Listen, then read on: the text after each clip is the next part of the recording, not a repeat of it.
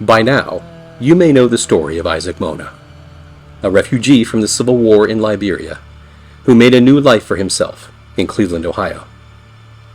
And how, in 2007, he returned home to reunite with friends and family he hadn't seen in 18 years. Traveling over 5,000 miles to the remote corner of the country he had called home, he stepped back in time, into a region working hard to knit itself back together after more than 14 years of conflict. He saw hunger, distrust, hope, energy, and resolve. He saw a need and a possibility. That's when the Dube River Presbyterian School of Liberia was born.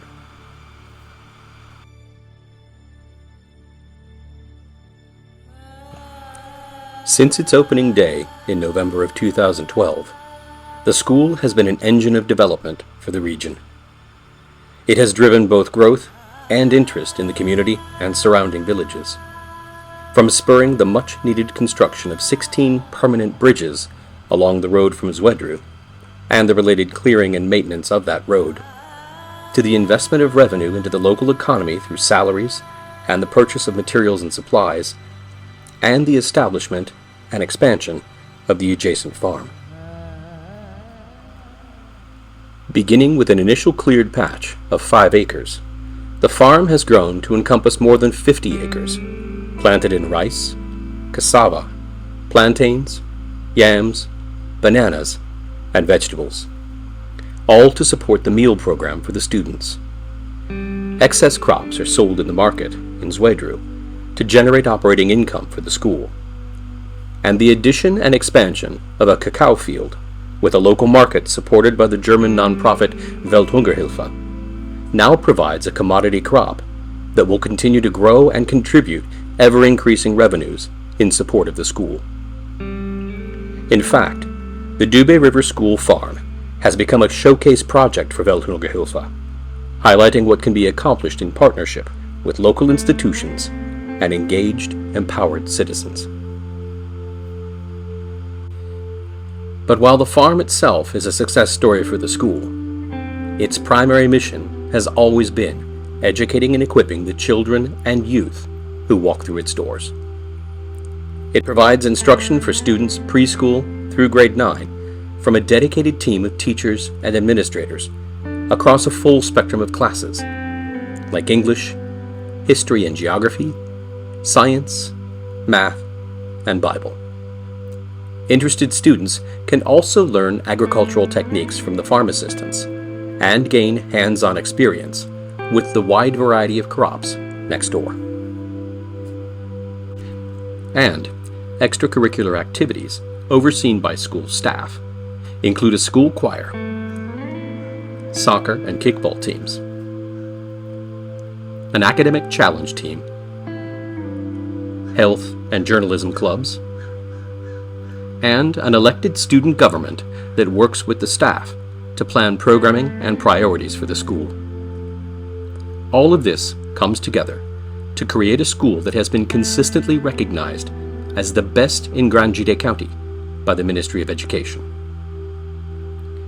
This is the story you may know, but as the school looks ahead to its next decade, a new chapter is unfolding. From its beginning, the Dube River School was always intended as a boarding school.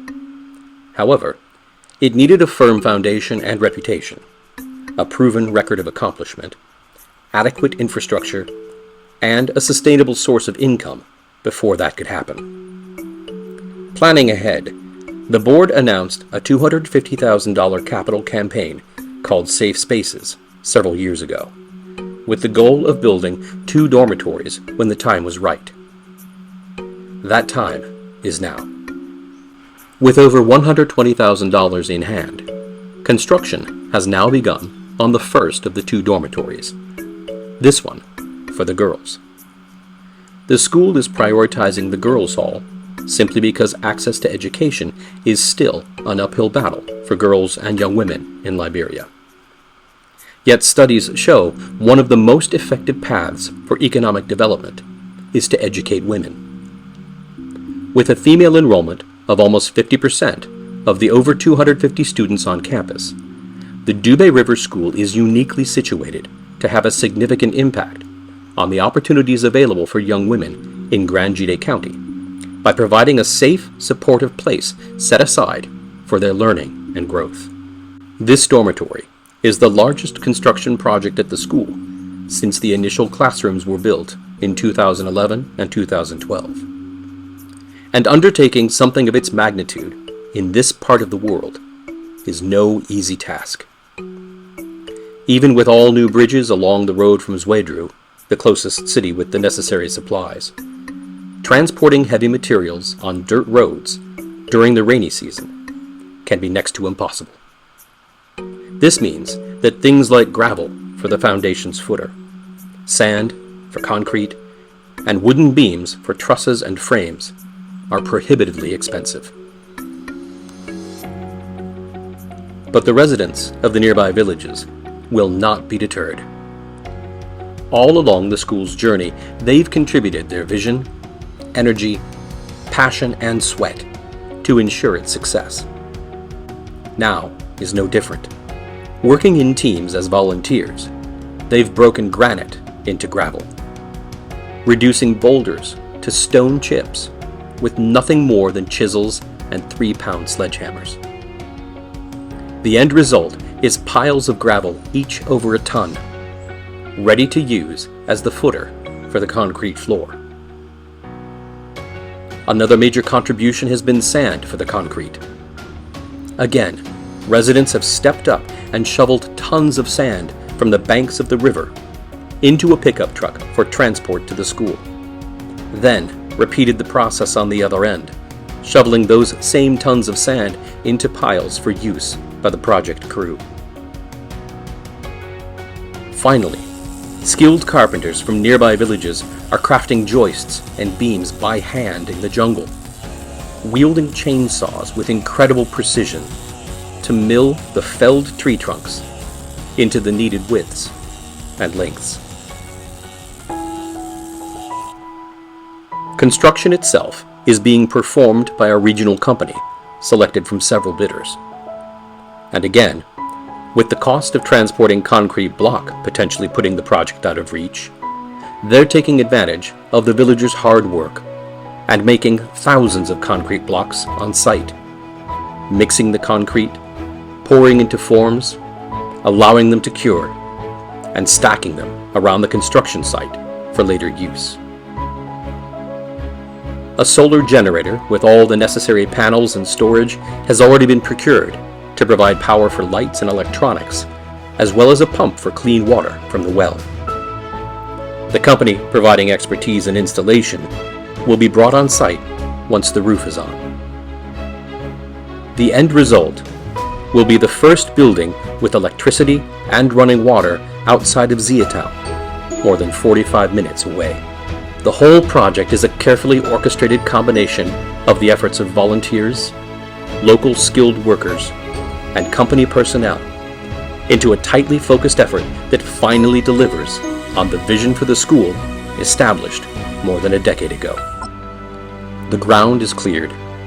The walls are going up. The next chapter of the Dubé River School is being written today. We invite you to be a part of that story. With work having begun on the girls' dormitory, attention now turns to the boys. $120,000 built a safe, dedicated space for the girls to live and learn. Another $120,000 enables the school to provide the same for the boys. Whether you've contributed once or many times to the school, know that the staff, parents, and students are profoundly grateful for your support.